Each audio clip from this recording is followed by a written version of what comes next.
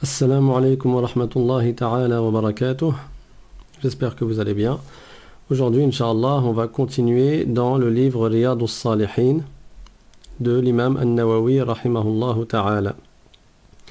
Donc la semaine dernière, on avait expliqué un certain hadith qui était dans un chapitre qui incitait à faire des bonnes actions, à faire le bien.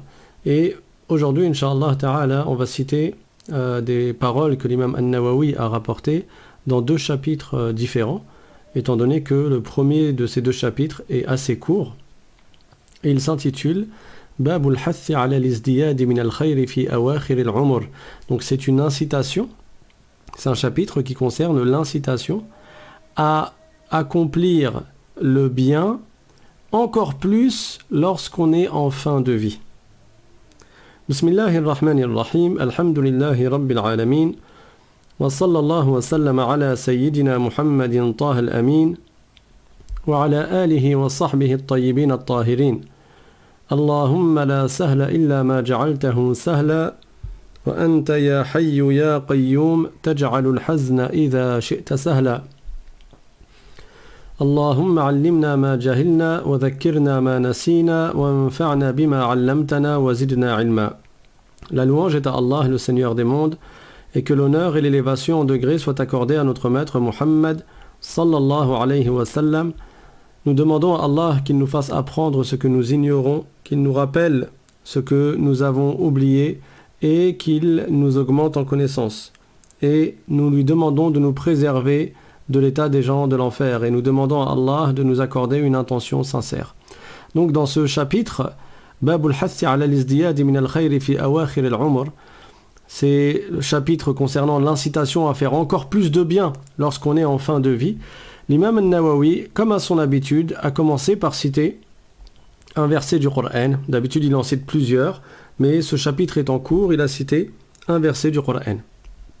قال الله تعالى أولم نعمركم ما يتذكر فيه من تذكر وجاءكم النذير. Il a dit قال ابن عباس والمحققون معناه أولم نعمركم 60 سنة، ويؤيده الحديث الذي سنذكره إن شاء الله تعالى. وقيل معناه 18 سنة، وقيل 40 سنة.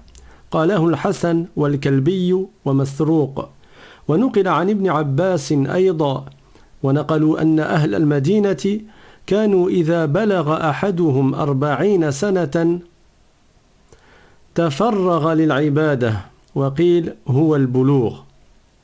وقوله تعالى وجاءكم النذير، قال ابن عباس والجمهور هو النبي صلى الله عليه وسلم، وقيل الشيب. قاله عكرمة وابن عيينة وغيرهما والله أعلم.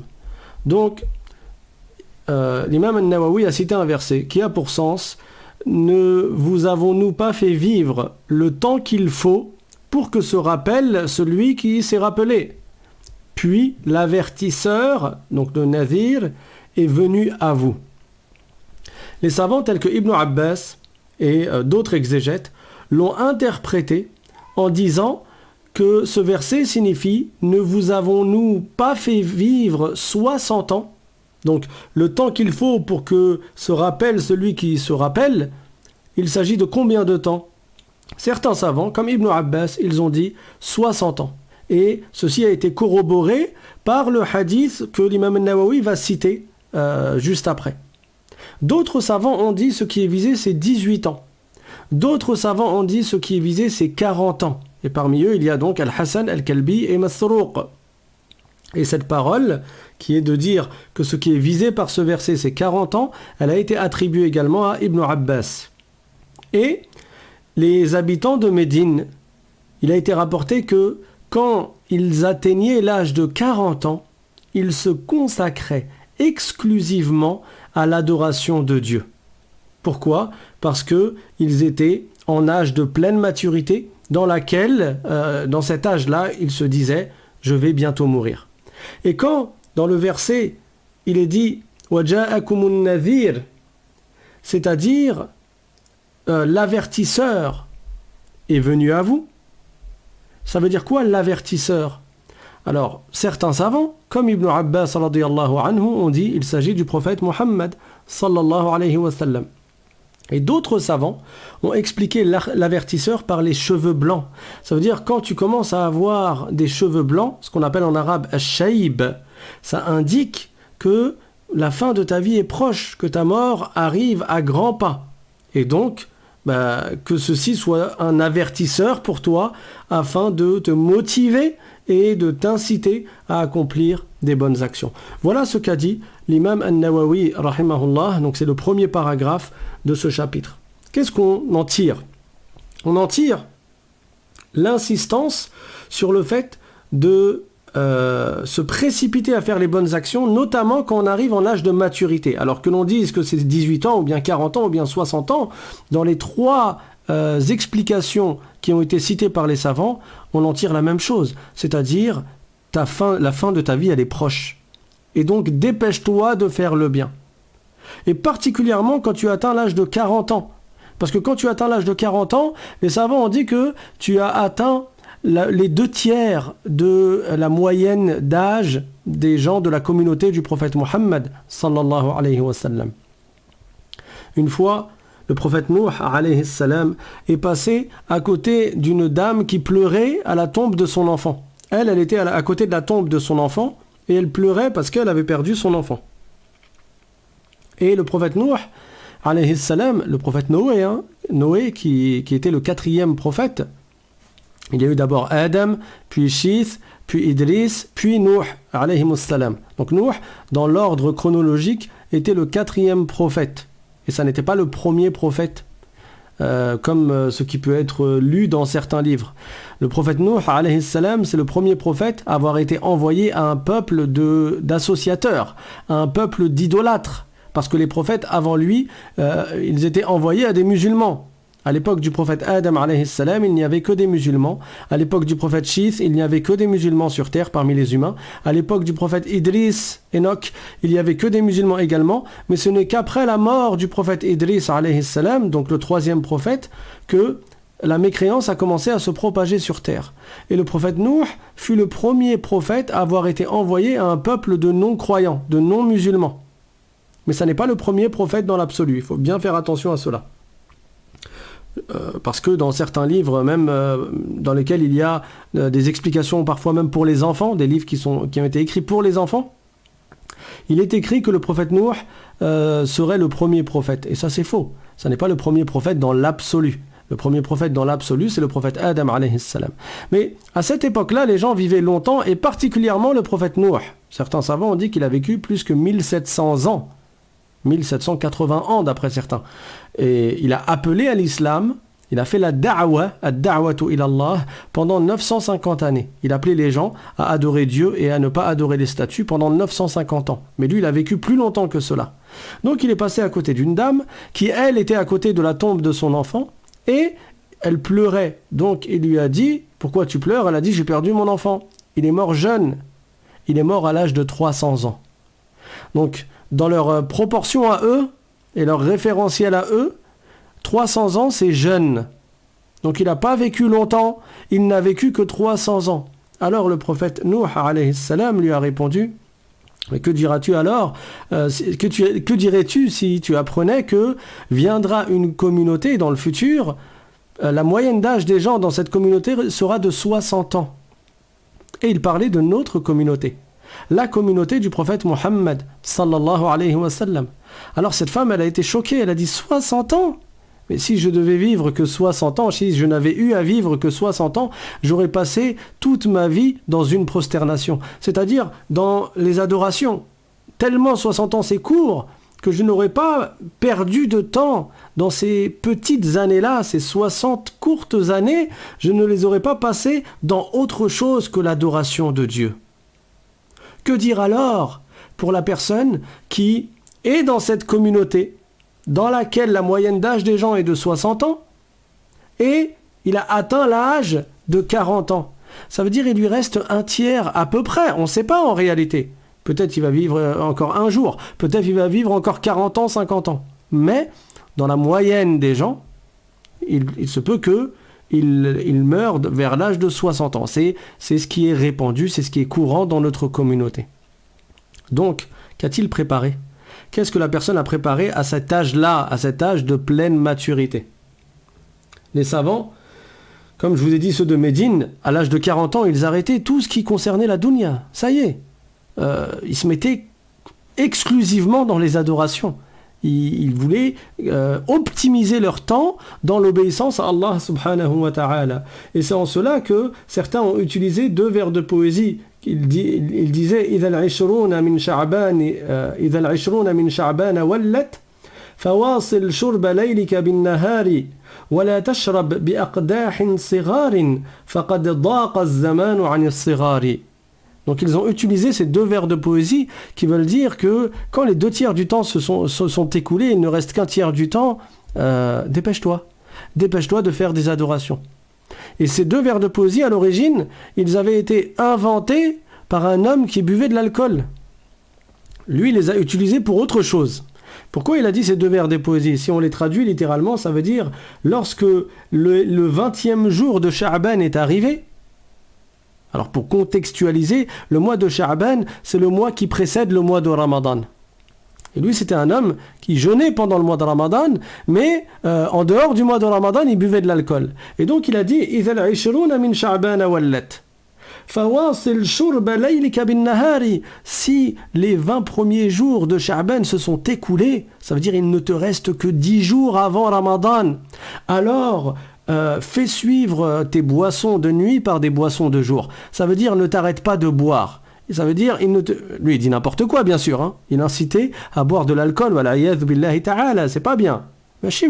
Haram. Mais il disait donc que comme il ne te reste que 10 jours après quoi tu vas devoir arrêter, dans tous les cas tu dois arrêter et tu ne dois pas boire de l'alcool. Mais lui, dans sa façon de réfléchir, il se disait il ne te reste que 10 jours à boire avant l'arrivée du mois de Ramadan où tu ne pourras plus boire. Alors bois nuit et jour. C'est comme ça qu'il a dit. ولا تشرب, il a dit ولا تشرب بأقداح صغار فقد ضاق الزمان عن الصغار. Il a dit et ne bois pas dans des petits verres. Il n'y a plus le temps pour les petits verres. Ça veut dire bois dans des grands verres. Ces 2 vers de poésie, même s'ils sont à l'origine inventés par quelqu'un qui incitait à boire de l'alcool, c'est devenu comme un adage en fait, comme un proverbe qui a été repris mais dans d'autres contextes, et notamment il a été repris par les vertueux, par les savants. Quand la personne atteint l'âge de 40 ans, ils lui disent ces 2 vers de poésie. Ça veut dire quand les 2 tiers du temps se sont écoulés, toi qui as 40 ans, ça veut dire tu es à 2 tiers de 60 ans, alors ne te contente plus de faire quelques bonnes actions de temps en temps par-ci par-là. Non. Fais beaucoup de bonnes actions, nuit et jour, et ne te contente pas du peu, mais fais beaucoup preuve d'obéissance à l'égard d'Allah subhanahu wa ta'ala. Donc, les savants ont insisté, notamment à travers le verset dans lequel Allah ta'ala dit « وَجَاءَكُمُ النَّذِيرُ الشَّيْبِ » les cheveux blancs, avertisseurs, Dieu les a appelés l'avertisseur.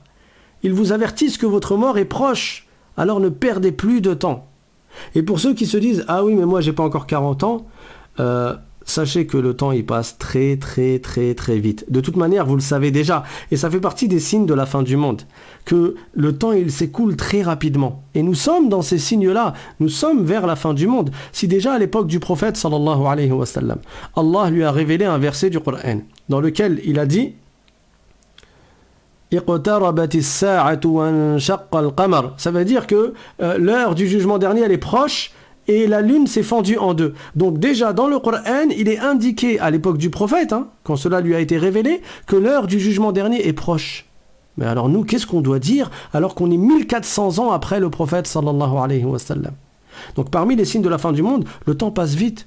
Et vous qui êtes majoritairement adultes, ceux qui écoutez, vous vous rappelez l'époque où vous étiez jeune, l'époque où vous étiez enfant. Et on se dit, subhanallah, c'est passé en un claquement de doigts. C'est passé comme un clin d'œil. Tu dis, je me rappelle de tel ou tel épisode, de tel ou tel événement, comme si c'était hier.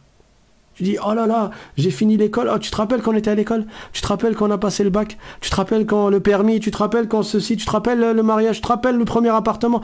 Que des tu te rappelles. Mais on dirait, oh, c'était comme si c'était hier. Et le temps, il s'est écoulé. Et il s'est écoulé. Et regarde les 5 dernières années, comment elles se sont écoulées. Et les 10 dernières années, comment elles se sont écoulées. Et les 15 dernières années. 40 ans, ça passe vite. 60 ans, ça passe vite. Et demandez à ceux qui ont 60 ans. Ils te diront, c'est passé très vite. Donc que la personne, elle se dépêche d'accomplir les bonnes œuvres. Donc on va commencer à expliquer certains hadiths, Inch'Allah, en fonction du temps qui nous est accordé.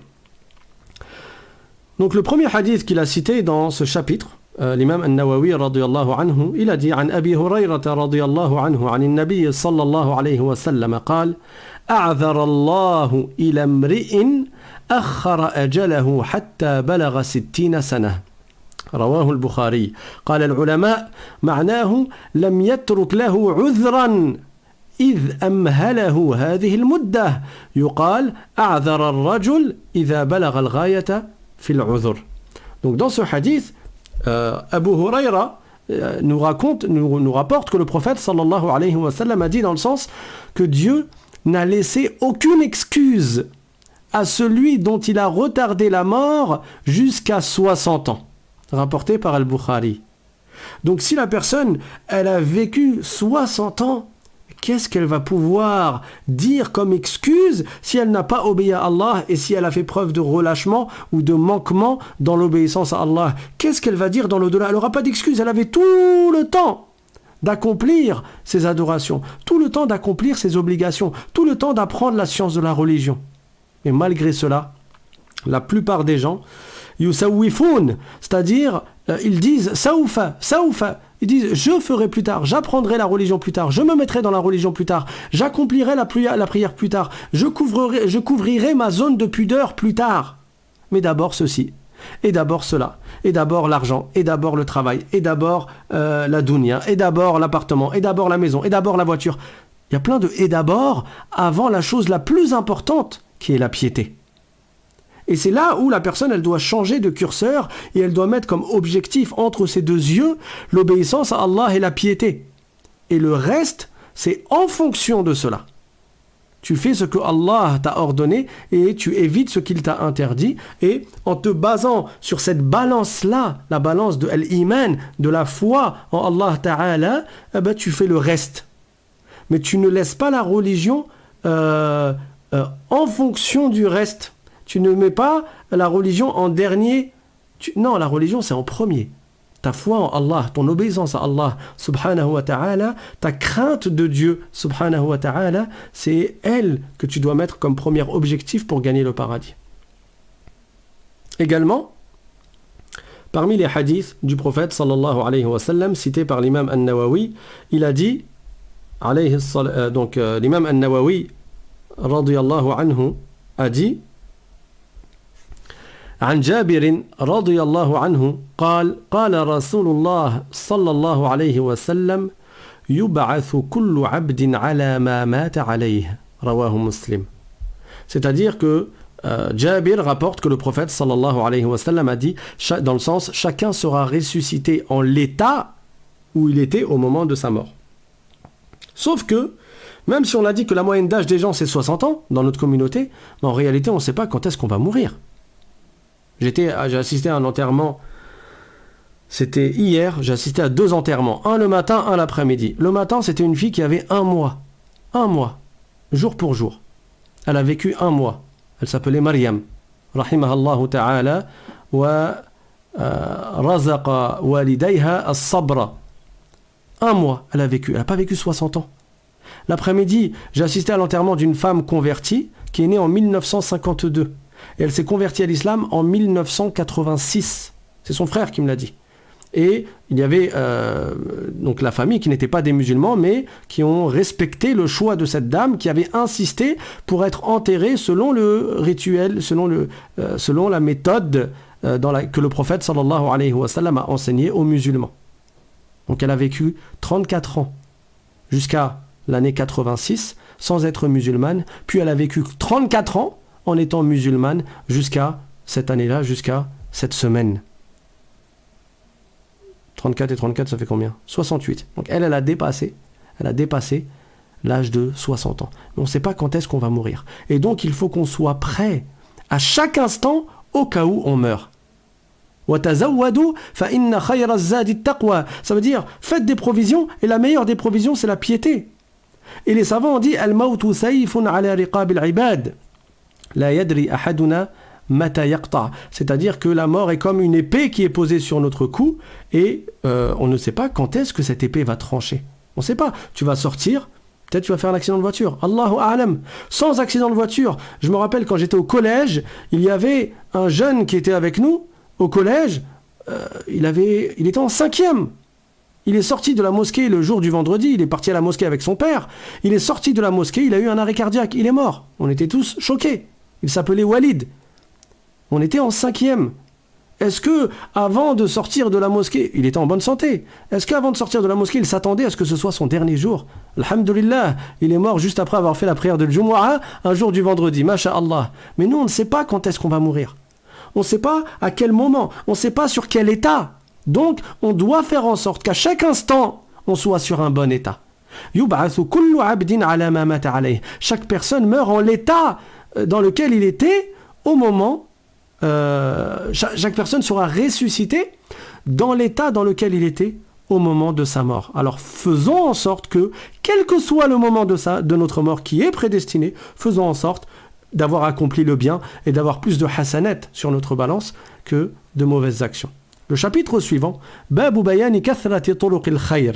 L'imam al-Nawawi l'a intitulé chapitre exposant la multiplicité des voies de bien. C'est-à-dire, ce chapitre nous indique à quel point il y a de moyens de gagner des hasanat. Et il a commencé encore une fois par des versets du Coran. قال الله تعالى وما تفعلوا من خير فإن الله به عليم. Donc, c'est-à-dire que tout ce que vous faites comme bien, Dieu le sait parfaitement. Ensuite, il a cité un deuxième verset وقال تعالى وما تفعلوا من خير يعلمه الله. C'est-à-dire, et tout ce que vous faites comme bien, Dieu le sait. Donc encore un autre verset qui nous incite en fait à faire du bien, en nous rappelant que Allah sait ce que nous faisons. Ensuite il a dit وَقَالَ تَعَالَى فَمَنْ يَعْمَلْ مِثْقَالَ ذَرَّةٍ خَيْرًا يَرَهُ. C'est-à-dire, encore un verset qui signifie celui qui fait le bien, même le bien qui a le poids d'un grain de poussière, il le verra. Ça veut dire il retrouvera le bien qu'il avait fait dans ce bas monde, il le retrouvera dans l'au-delà. Et pour finir, il a cité le verset Man amila salihan fali nafsih, c'est-à-dire celui qui fait du bien, c'est à son propre avantage. Quand tu fais du bien, c'est toi qui gagneras, c'est toi qui tireras profit de ce bien-là. Même si tu donnes de l'argent, ne crois pas que tu perds quelque chose. Parce qu'en fait, c'est comme si tu investissais. L'argent que tu donnes, c'est ce que tu gardes pour toi dans l'au-delà, parce que ce sera tes hasanat. Ce sera ça, tes hasanat dans l'au-delà. Le prophète sallallahu alayhi wa sallam, une fois il était avec sa femme Aïcha radiyallahu anha, et elle avait donc des morceaux d'une bête qui avait été égorgée, et elle a fait quoi? Elle a distribué des parties de corps de cette bête-là. Elle a distribué, elle a fait des aumônes. Le prophète sallallahu alayhi wa sallam, à la fin, il lui a dit, qu'est-ce qu'il reste? Et elle a répondu, il ne reste que son épaule. Ça veut dire que j'ai tout donné et il reste juste le katif, l'épaule. Alors le prophète sallallahu alayhi wa sallam, il a répondu non, il reste tout sauf l'épaule. Ça veut dire qu'en réalité, tout ce que tu as donné, fi sabilillah, tout ce que tu as donné en aumône, c'est ça ce qui reste pour toi. C'est ça ce que tu auras investi pour ton au-delà. C'est ça les récompenses, les hasanats que tu auras gagné dans l'au-delà. Mais l'épaule que tu vas manger, voilà, tu l'auras mangé et puis c'est tout. Mais elles sont où les hasanats? Qu'est-ce que tu as gagné réellement? C'est ce que tu as donné, fi sabilillah. Donc, l'imam al-Nawawi a cité, parmi les hadiths qu'il a cités, il a dit Al-Rabi'u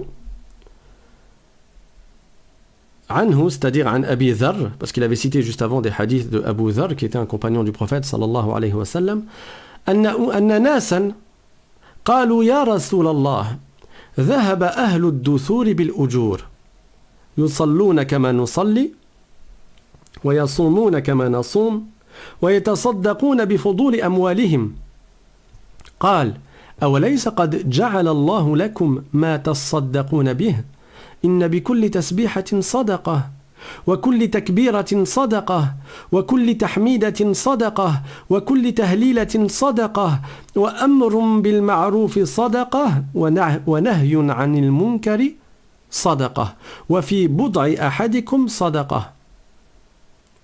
Je reprends. وأمر بالمعروف صدقة ونهي عن المنكر صدقة وفي بضع أحدكم صدقة. قالوا يا رسول الله أيأتي أحدنا شهوته ويكون له فيها أجر؟ قال أرأيتم لو وضعها في حرام أكان عليه فيها وزر فكذلك إذا وضعها في الحلال كان له أجر. رواه مسلم. الدثور بالثاء المثلثة الأموال واحدها دثر. Donc dans ce hadith qui est assez long, je vais le lire puis je vais l'expliquer incha'Allah. Donc d'après Abu Dharr, le prophète sallallahu alayhi wa sallam, des gens sont venus à lui et lui ont dit: ô messager de Dieu, les gens riches ont emporté avec eux les hasanat. Ils ont emporté avec eux les récompenses. Ça veut dire comme ils sont riches, ils ont gagné les récompenses que nous on ne peut pas obtenir. Ils font la prière comme nous, ils observent le jeûne comme nous, et en plus de tout cela, ils ont la possibilité de faire des aumônes de leur richesse, alors que nous on ne peut pas, parce qu'on est pauvre. Alors le prophète sallallahu alayhi wa sallam leur a dit: mais n'est-ce pas que Dieu a mis à votre portée des choses avec lesquelles vous pouvez faire l'aumône, c'est-à-dire que Allah vous a accordé d'autres moyens de gagner des hasanat. Et il leur a dit: chaque fois que tu dis Subhanallah, pour chaque fois qu'une personne récite la parole Subhanallah, elle a une aumône. Ça veut dire elle gagne des hasanat, tout comme celui qui donne de l'argent, il gagne des hasanat.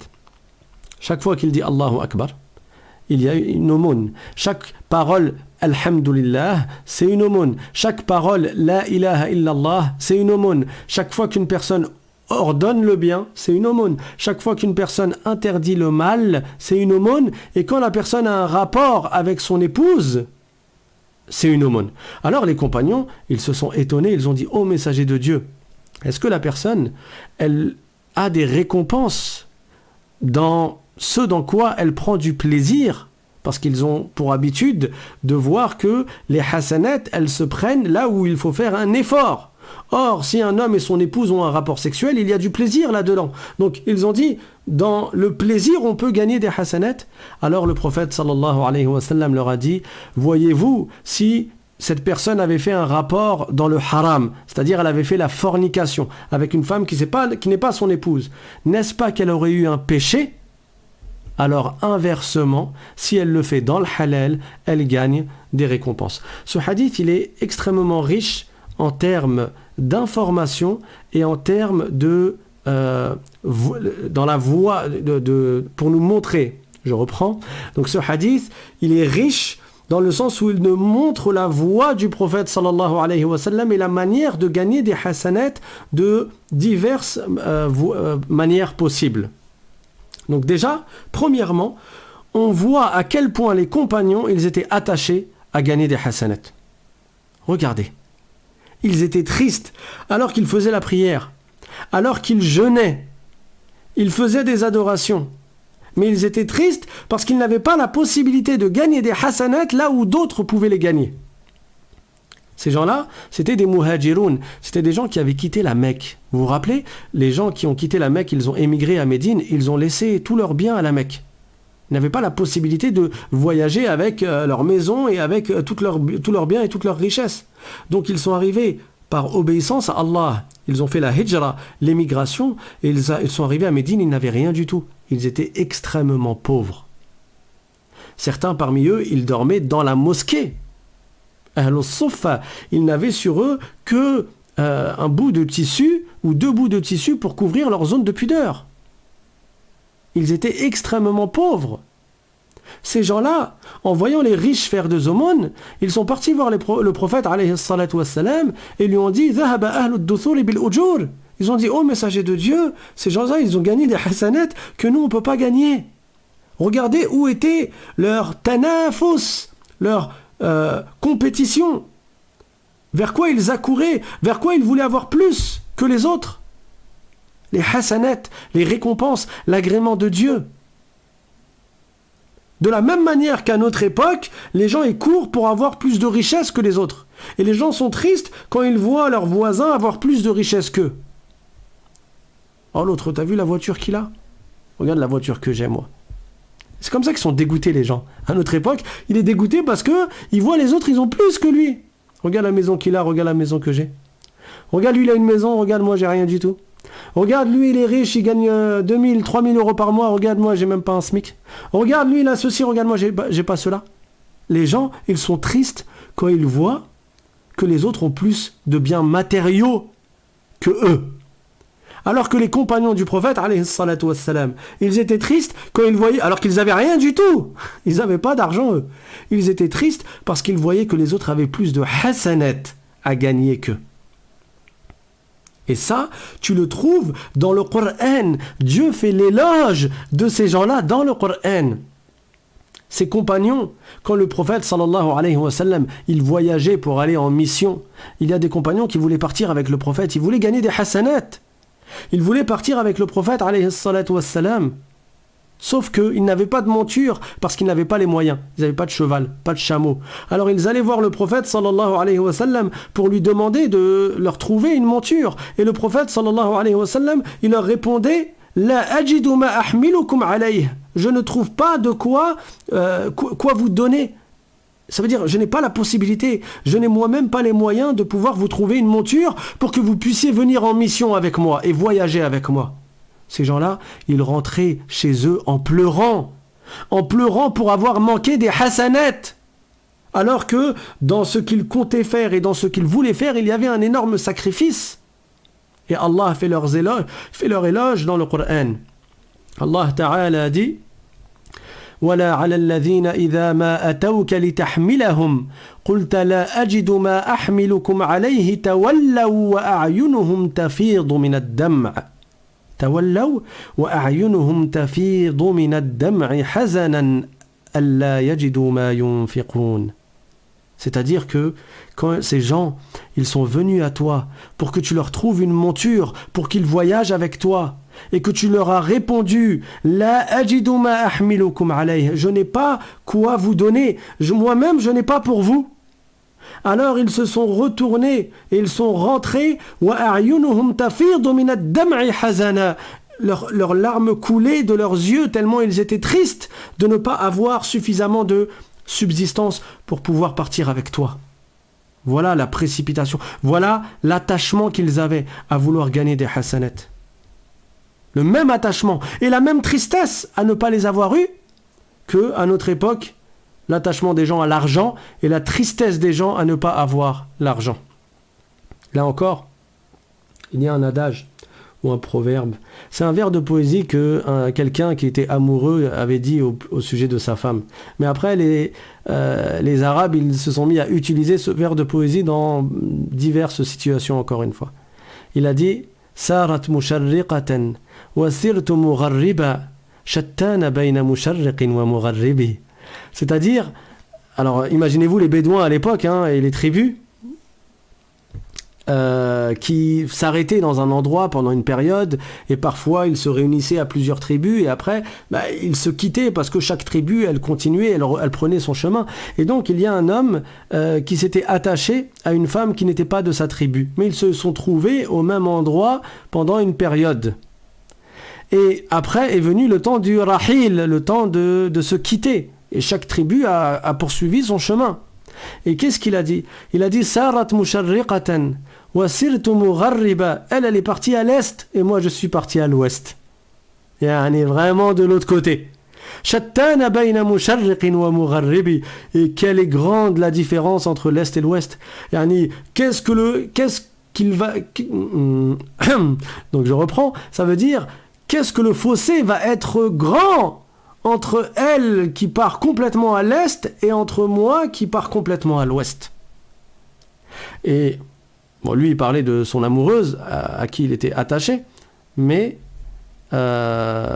après les Arabes ils se sont mis à utiliser en fait ce vers de poésie, et on peut l'utiliser dans ce contexte-là. Ça veut dire, elle est grande la différence entre ces gens-là, les compagnons qui couraient après les hasanat et nous à notre époque qui courons après l'argent, malheureusement. Donc prenons comme exemple ces compagnons et prenons comme exemple l'enseignement du prophète sallallahu alayhi wa sallam. Alayhi salatu wa salam. Donc le prophète sallallahu alayhi wa sallam, il a dit à ses compagnons, quand ils lui ont dit que les riches, ils ont pris les hasanat avec eux, il leur a dit alayhi salatu wa salam,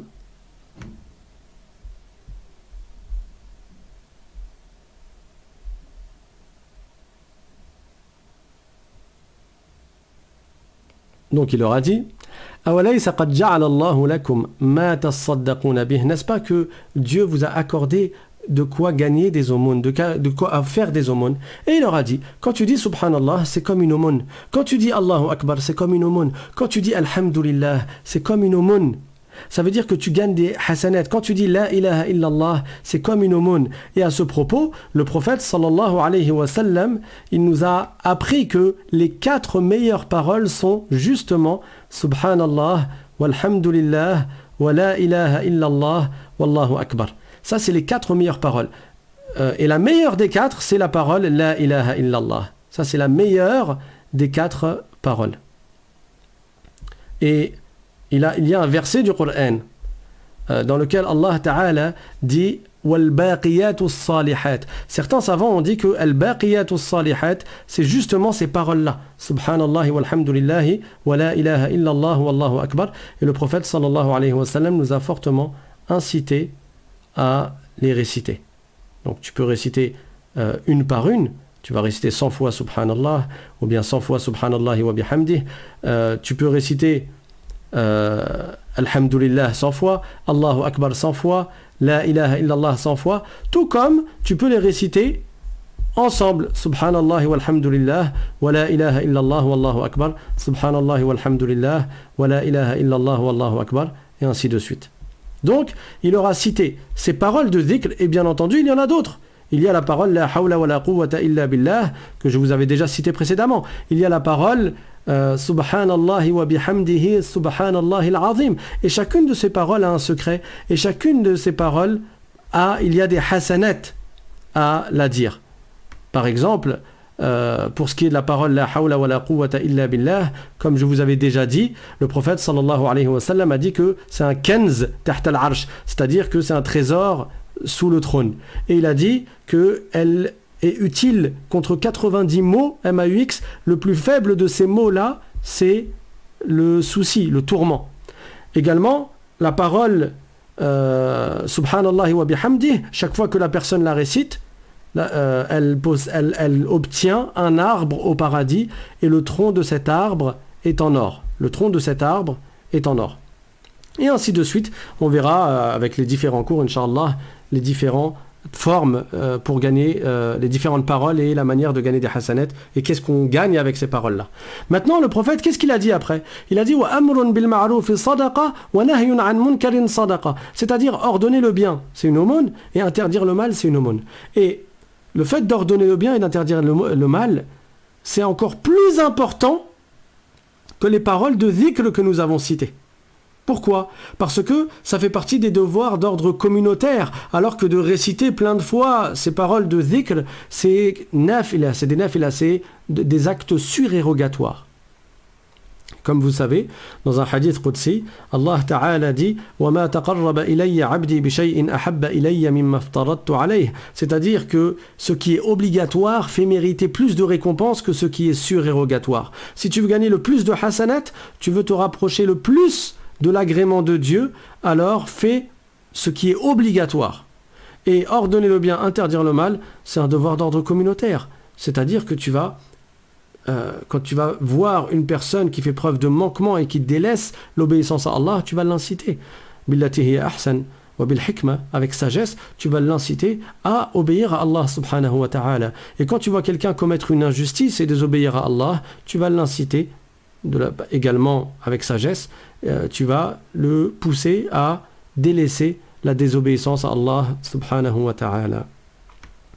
Et bien entendu, il y a, en plus des exemples que le prophète a cités, les paroles de dhikr et le fait d'ordonner le bien et d'interdire le mal, beaucoup d'autres moyens de gagner des hasanats. Et la plupart des gens ont délaissé ces moyens-là. Mais ça date pas d'aujourd'hui.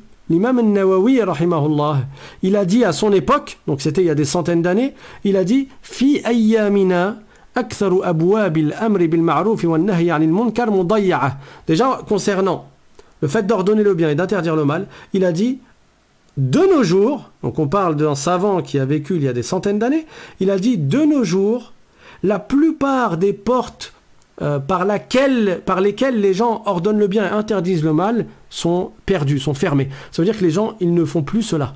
Ils ne s'entraident plus dans le bien. Allah Ta'ala dit dans le Coran وَتَعَاوَنُوا عَلَى الْبِرِّ وَالتَّقْوَى وَلَا تَعَاوَنُوا عَلَى الْإِثْمِ وَالْعُدْوَانِ C'est-à-dire, entraidez-vous à faire le bien, à faire preuve d'obéissance et de bienfaisance, et ne vous entraidez pas à l'injustice et au péché. Donc le prophète sallallahu alayhi wa sallam a incité à faire le bien par ces différents moyens. Et il a dit وَفِي بُضْعِ أَحَدِكُمْ صَدَقَةٌ C'est-à-dire même dans le rapport que tu as avec ton épouse, tu gagnes des hasanats, bien entendu, comme cela a été précisé dans la version de l'imam Ahmed, à condition d'avoir une intention sincère, à condition d'être sincère dans son intention. Tu as une bonne intention, tu recherches par cela le fait d'avoir un enfant vertueux, ou le fait de faire preuve de chasteté et de ne pas aller vers le haram, ou le fait de préserver également ton épouse du haram, ou le fait de faire plaisir à ta conjointe, ton épouse, ou pour la femme à ton époux, que la personne elle mette une bonne intention, une des intentions qui sont correctes et qui sont bien en islam, et ainsi elle gagnera des hasanats même en cela. Et il y a énormément d'autres voies qui mènent au bien.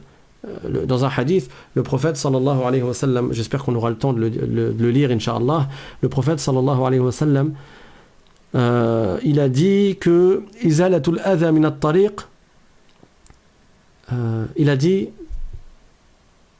al-iman bid'un wa sab'una shu'bah. Inch'Allah, on y viendra au hadith. C'est-à-dire que la foi est composée de 70 et quelques branches. Et a'laha, la plus haute de ces branches, c'est la ilaha illallah. Wa adnaha imatatul adha 'anit tariq. Et la plus petite de ces branches-là, c'est le fait de retirer du passage des gens ce qui les nuit. S'il y a un rocher ou bien des épines ou une branche d'arbre qui empêche les gens de passer qui les nuit, qui est nuisible, le fait d'empêcher, de pousser cela de la route. C'est la plus petite des shu'abul iman, des branches de la foi. Et la plus haute, c'est la ilaha illallah. Et l'imam al-Bayhaqi, il a écrit un livre qu'il a appelé Shu'abul Iman, justement les branches de la foi. Et dedans, il a cité un grand nombre de hadiths qui expliquent chacune de ces 70 branches et quelques. Inch'Allah ta'ala, c'était le livre que je voulais expliquer au début, mais finalement j'ai opté pour Riyadus Salihin.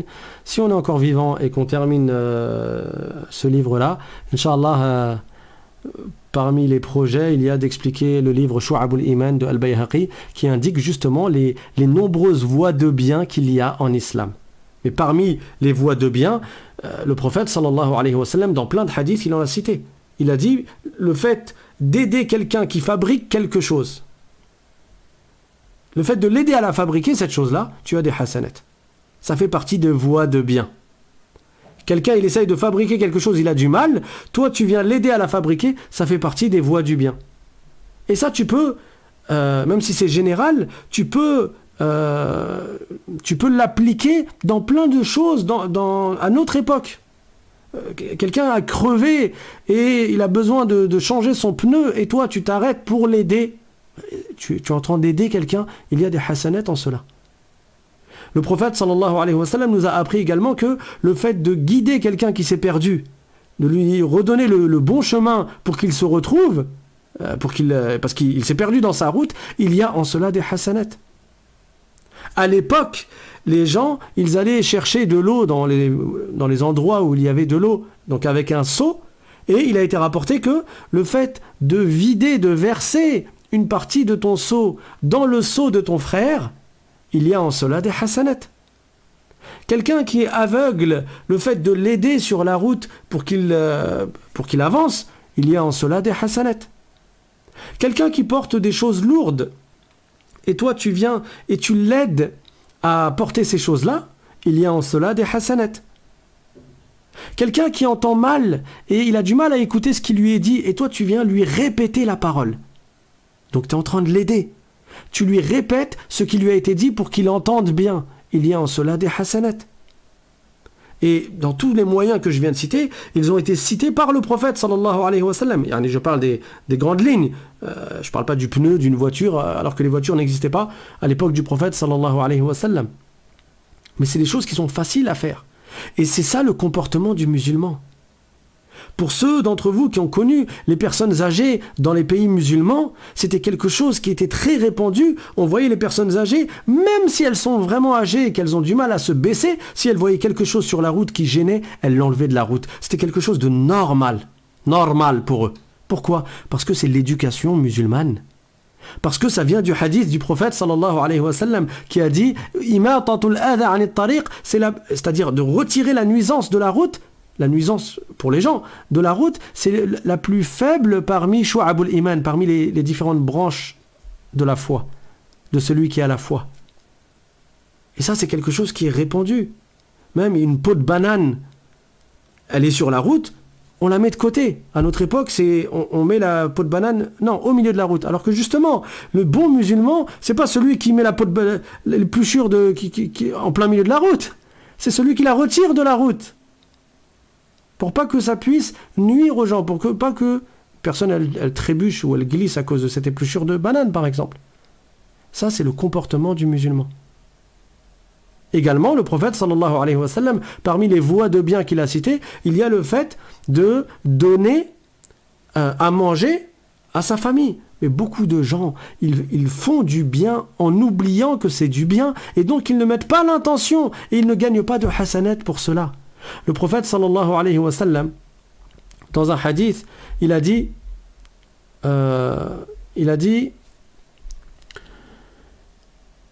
innaka lan tunfiqa nafaqatan tabtaghi biha wajha Allah illa ujirta alayha hatta al-luqmah tada'uha fi imra'atik. C'est-à-dire que il n'y a pas une subsistance que tu donnes à autrui par recherche de l'agrément de Dieu, sans que Dieu t'accorde les récompenses pour cela. Et après, il a dit quoi ? Même la bouchée de nourriture que tu mets dans la bouche de ta femme. Et ça, c'est quelque chose que les vertueux faisaient. C'est quelque chose qui a beaucoup été délaissé. C'est-à-dire un homme qui prend la nourriture avec sa main et qui la met directement dans la bouche de sa femme, par recherche de l'agrément de Dieu. Cela fait plaisir à son épouse, et par recherche de l'agrément de Dieu, il fait cela, il gagne des hasanats pour cela. Donc, même dans la nafaqa que tu donnes à ta famille, dans le fait de couvrir ta zone de pudeur, n'est-ce pas que c'est interdit de dévoiler ta zone de pudeur devant les gens ? Alors le fait de la couvrir devant les gens, c'est obligatoire, mais le fait de le faire machinalement, sans intention, il n'y a pas de hasanat. Mais si tu le fais avec une intention sincère, il y a des hasanat. Quand tu vas aux toilettes, tu vas te déshabiller, donc tu fermes la porte pour pas que des gens te voient. À l'origine, le fait de couvrir aux yeux des gens ta zone de pudeur est un devoir. Mais beaucoup de gens le font machinalement, ou le font sans chercher des hasanat. Parfois même dans quelque chose qui est indifférent à la base, ça veut dire qui n'est pas une sunna. Si tu y mets une bonne intention, tu gagneras des hasanat. Rappelez-vous l'exemple que le prophète sallallahu alayhi wa sallam a cité dans le rapport entre un homme et sa femme. Si quelqu'un, il mange, le fait de manger, à l'origine manger, ton corps a besoin de manger. Mais si tu ne manges pas, qu'est-ce qui se passe ? Tu vas être affaibli. Si tu es affaibli, tu n'auras pas de force pour accomplir les bonnes actions. Donc, si en mangeant, tu mets l'intention de rechercher l'agrément de Dieu pour te renforcer, pour pouvoir accomplir ta prière et faire preuve d'obéissance pour Allah subhanahu wa ta'ala, dans ta nourriture, tu gagnes des hasanat. Quand beaucoup de gens, ils mangent, donc comme toi, ils mangent, sauf qu'ils n'ont pas de hasanat en cela. Il y a énormément de voies pour gagner des récompenses. Également, parmi ces exemples-là, le prophète sallallahu alayhi wa sallam a cité le fait de donner de l'eau à quelqu'un. Donc je pense que vous avez écouté la khutbah qui concernait sur l'histoire de Hatim, qui vous a été mise sur la chaîne. Donc il y a une histoire qui est touchante et qui est de laquelle on tire des leçons sur le tawakkul ala Allah, sur le fait de se fier à Dieu. Et dans cette histoire, la fille de Hatim, elle va donner de l'eau. Et le fait de donner de l'eau, ça fait partie des meilleurs des sadaqat. Le prophète sallallahu alayhi wa sallam a dit Afdalu sadaqati al-ma' wal-maniha, c'est-à-dire les meilleurs sadaqat, parmi les meilleurs des aumônes, il y a le fait de donner l'eau et le fait de donner al-maniha. C'est quoi al-maniha? C'est quand tu as une brebis par exemple, ou bien tu as un animal qui donne du lait, et cette chèvre ou cette brebis, tu vas la donner, tu vas la prêter à ton voisin par exemple, et tu lui dis je te laisse cet animal pendant une semaine, et pendant cette semaine-là, tu peux tirer profit du lait. Toi, tu traites le lait et tu te sers de ce lait-là. Donc, toi, en fait, tu as prêté un animal pour que l'autre puisse se servir de son lait. Ça, c'est al-maniha. Et le prophète a dit, la meilleure des sadaqat, c'est l'eau al-maniha. Et il y a beaucoup de récompenses en cela. Il a été rapporté dans un hadith, Man kathurat dhunubuhu falyasqi an-nasa ma'an. C'est-à-dire celui qui a beaucoup de péchés, alors qu'il donne à boire aux gens, qu'il donne de l'eau aux gens. Parce que en faisant cette aumône-là, Dieu t'efface tes péchés. Donc il y a, je répète, énormément de voies pour gagner des hasanat. Donc on va passer au hadith suivant. Il ne reste plus beaucoup de temps. L'imam An-Nawawi, radiyallahu anhu, a dit عنه قال للنبي صلى الله عليه وسلم لا تحقرن من المعروف شيئا ولو أن تلقى أخاك بوجه طلق رواه مسلم. Donc ce hadith, je l'ai déjà cité dans différents cours, il veut dire que le prophète sallallahu alayhi wa sallam a dit ne néglige pas le bien que tu peux faire, ne serait-ce que accueillir ton frère avec un visage souriant, avec un visage agréable. Voilà une des voies de bien qui te fait gagner des hasanat. Ensuite, le hadith numéro 122, donc celui-là c'était le 121 et celui d'avant c'était le 120 dans le livre Riyad al-Salihin. Le hadith numéro 122, عن أبي هريرة رضي الله عنه قال رسول الله صلى الله عليه وسلم كل سلامة من الناس عليه صدقة كل يوم تطلع فيه الشمس تعدل بين الاثنين صدقة وتعين الرجل في دابته فتحمله عليها أو ترفع له عليها متاعه صدقة والكلمة الطيبة صدقة وبكل خطوة تمشيها إلى الصلاة صدقة وتميط الأذى عن الطريق صدقة. ورواه مسلم أيضا من رواية عائشة رضي الله عنها قالت قال رسول الله صلى الله عليه وسلم إنه خلق كل إنسان من بني آدم على 60 و300 مفصل فمن كبر الله وحمد الله وهلل الله وسبح الله واستغفر الله وعزل حجرا عن طريق الناس أو شوكة أو عظما عن طريق الناس أو أمر بمعروف أو نهى عن منكر عدد 60 و300 فإنه يمسي يومئذ وقد زحزح نفسه عن النار. Ce hadith est magnifique, on va le dire rapidement, il a déjà été expliqué justement dans ce cours. Mais là, on voit bien que ce sont donc des exemples qui ont été cités par le prophète sallallahu alayhi wa sallam. Donc, selon Abu Huraira, le messager d'Allah sallallahu alayhi wa sallam a dit que tout organe de l'homme nécessite pour l'homme une aumône à chaque jour nouveau. Allah Ta'ala a fait qu'on ait 360 articulations, ou bien 360 membres, 360 organes. Pour chaque organe, le prophète nous incite à faire une aumône, c'est-à-dire à remercier Dieu pour ce bienfait, pour ce mifsal ou bien ce mafsil, on peut dire les deux, cette articulation, ce membre, cet organe, que l'on remercie Dieu en accomplissant une bonne action, et que l'on fasse autant de bonnes actions que Dieu nous a accordé de mafasil, c'est-à-dire d'articulation ou bien d'organes. Et il y en a combien? Le prophète, dans le hadith qui suit, il en a cité 360. Donc, dans la première version du hadith, le prophète a dit dans le sens, tout organe de l'homme nécessite pour l'homme une aumône à chaque jour nouveau. Chaque fois que le soleil se lève, tu fais autant de bonnes actions au moins que tu as de mafasil. Et il a donné des exemples. Il a dit, tu arbitres équitablement entre deux personnes, de sorte à réconcilier entre eux, et voilà pour toi une aumône. Donc le prophète a incité à faire une aumône, c'est pas forcément à donner de l'argent. Là, il a donné encore un exemple. Deux personnes qui sont en conflit, tu arbitres équitablement pour les réconcilier, c'est comme si tu avais fait une aumône. Ensuite, il a dit, tu aides quelqu'un à s'installer sur sa monture, ou bien à charger sa monture, tu as gagné une aumône. C'est-à-dire que lui, à l'époque, il était à dos de chameau, ou bien il était à dos de cheval, et il est sur sa monture, ou bien il a besoin d'aide pour charger sa monture. Le fait de l'aider, c'est une aumône, c'est comme une aumône. Il a dit également la bonne parole, al-kalimatu tayyiba, c'est une aumône. Pour chaque pas que tu fais en allant à la mosquée, tu as une aumône. Une fois, il y a des compagnons du prophète sallallahu alayhi wa sallam qui vivaient un peu loin de la mosquée. Alors ils ont décidé de déménager. Et le prophète sallallahu alayhi wa sallam a entendu parler de cela. Eux, ils voulaient profiter de la mosquée et donc ils voulaient déménager. Quand le prophète sallallahu alayhi wa sallam, il a entendu, il est parti les voir, il a dit, j'ai entendu que vous vouliez déménager, vous rapprocher de la mosquée. Ils ont dit oui. Le prophète leur a dit non, restez là où vous êtes. Parce que pour chaque pas que vous faites pour aller à la mosquée, vous avez une aumône, vous avez des hasanat. Chaque pas. Donc plus vous habitez loin de la mosquée, bien sûr, le prophète a parlé à des gens qui sont motivés. Des gens qui viennent à la mosquée même s'ils habitent loin. Et nous vivons à une époque où les gens, même quand ils habitent à côté, ils ne vont pas à la mosquée. Beaucoup d'entre eux, malheureusement. Donc ces gens-là, le prophète les a conseillés de rester loin de la mosquée pour gagner des hasanat à chaque pas qu'ils font.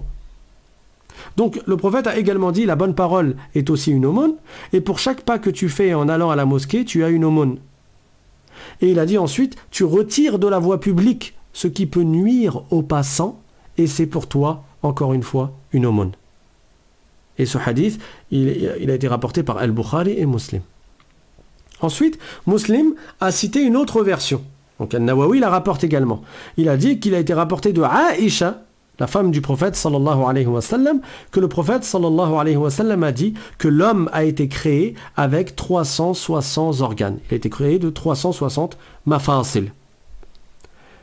Celui qui dit Allahu Akbar, ou bien Alhamdulillah, ou bien Subhanallah, alors il aura comme fait une aumône pour un organe que Allah Ta'ala lui a accordé.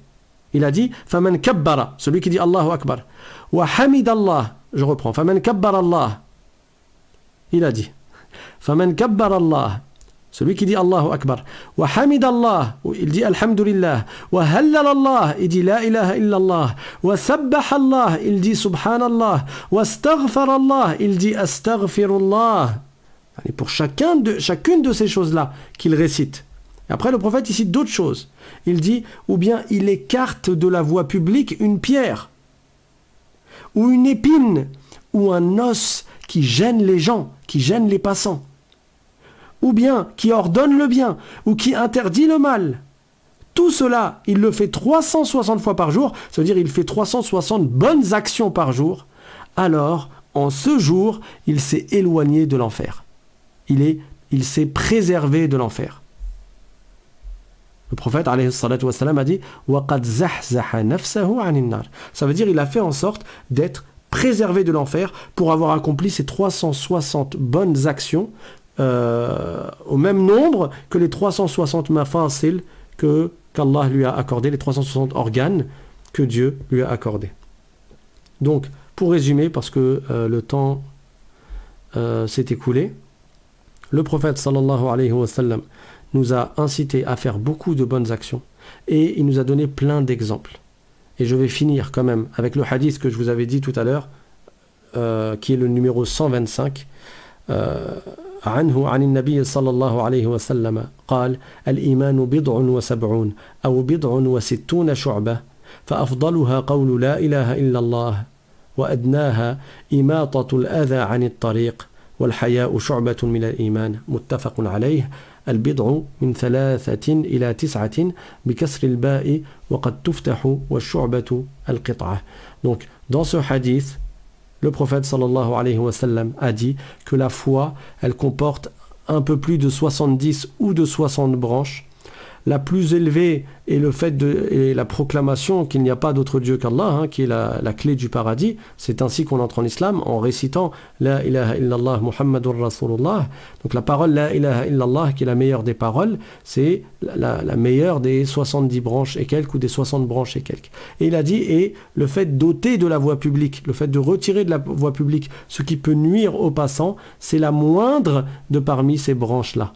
Et Al-Haya, qui est la pudeur, fait partie des branches de la foi. Bien sûr, la pudeur qui est correcte, qui est louable, parce qu'il y a une pudeur qui est louable et il y a une pudeur qui est blâmable. La pudeur qui est blâmable, c'est comme la personne qui est tellement pudique, soi-disant, qu'elle n'ose pas aller apprendre la science de la religion, parce qu'elle est timide. Cette timidité-là, elle est blâmable, parce qu'il est important d'aller apprendre la science de la religion. Ou alors une personne qui est timide et donc il n'ose pas interdire quelque chose de blâmable. Ça, c'est quelque chose également qui n'est pas correct. Mais sinon, d'une manière générale, la pudeur, c'est une qualité chez les musulmans, la pudeur qui l'éloigne justement des choses obscènes, qui l'éloigne des obscénités et des choses mauvaises et qui la rapproche du bon comportement. Inch'Allah ta'ala, dans les autres cours, on citera d'autres exemples. Bi'idhnillahi ta'ala. Alors, j'ai pas fini ce que je voulais vous citer comme hadith.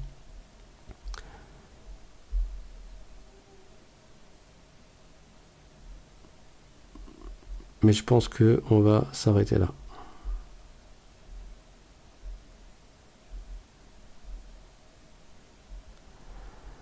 Donc, je vais laisser quelques minutes si quelqu'un a des questions. Et je vais finir quand même avec un hadith. Le numéro 139. Donc, عن عدي بن حاتم رضي الله عنه قال سمعت النبي صلى الله عليه وسلم يقول اتقوا النار ولو بشق تمرة متفق عليه. وفي رواية لهما عنه قال قال رسول الله صلى الله عليه وسلم ما منكم من أحد إلا سيكلمه ربه ليس بينه وبينه ترجمان فينظر أيمن منه فلا يرى إلا ما قدم وينظر أشأم منه فلا يرى إلا ما قدم وينظر بين يديه فلا يرى إلا النار تلقاء وجهه فاتقوا النار ولو بشق تمرة فمن لم يجد فبكلمة طيبة. Donc en résumé, dans ce hadith, le prophète sallallahu alayhi wa sallam nous dit préservez-vous du feu de l'enfer, ne serait-ce qu'avec la moitié d'une date. Même la moitié d'une date, tu la donnes en aumône, une partie d'une date, ça peut être une cause pour que tu sois préservé du châtiment de l'enfer. Je m'arrête là. Walhamdulillahi rabbil alamin. Wa sallallahu wa sallam ala sayyidina Muhammad wa ala alihi wa sahbihi at-tayyibin at-tahirin. Donc si quelqu'un a une question.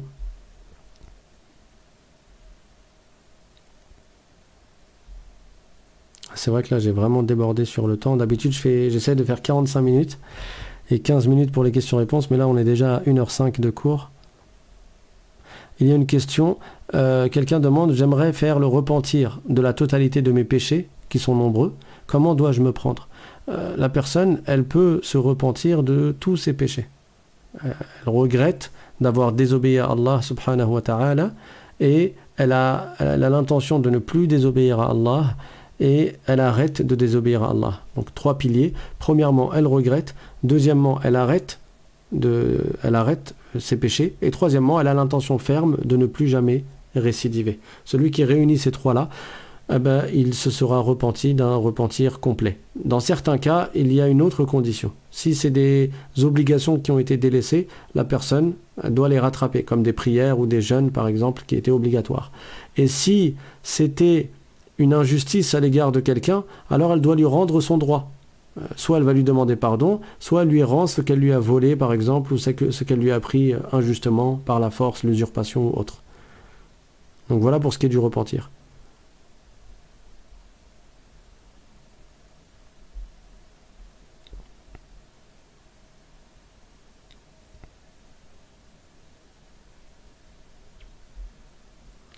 Alors, un acte makrouh, pour celui qui demande, un acte makrouh, c'est un acte qui est déconseillé. Donc, à l'origine, on ne va pas mettre une bonne intention à faire quelque chose que le prophète nous a dit de ne pas faire. Un acte qui est déconseillé, le prophète sallallahu alayhi wa sallam ne nous l'a pas interdit dans le sens où la personne se charge d'un péché à l'avoir accompli et elle mériterait un châtiment. Non, elle ne mérite pas un châtiment pour avoir fait quelque chose de déconseillé, mais c'est quelque chose qui n'est pas bien. Et donc on ne recherche pas l'agrément de Dieu en accomplissant quelque chose que l'islam et que le prophète nous dit de ne pas accomplir. Au contraire, tu recherches l'agrément de Dieu en faisant ce que le prophète t'a dit de faire, pas ce qu'il t'a dit de ne pas faire.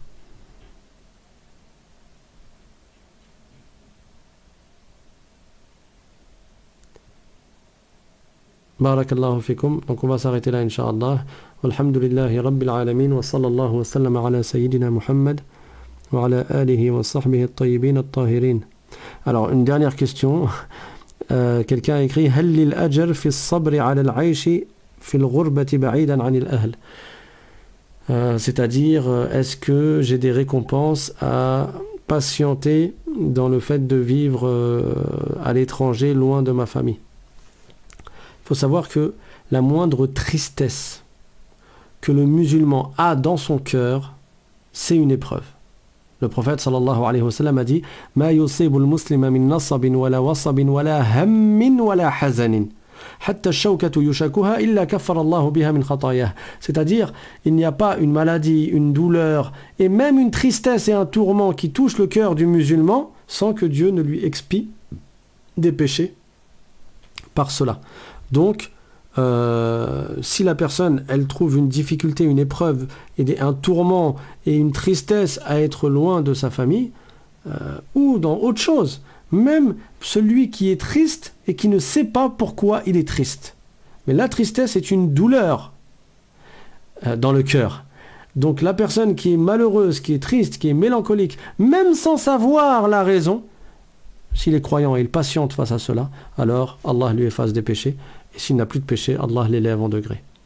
Walhamdulillahi rabbil alamin wa sallallahu wa sallam ala sayyidina Muhammad wa ala alihi wa sahbihi at-tayyibin at-tahirin. Subhana rabbika rabbil izzati amma yasifun wa salamun ala al-mursalin walhamdulillahi rabbil alamin. Wassalamu alaykum wa rahmatullahi wa barakatuh.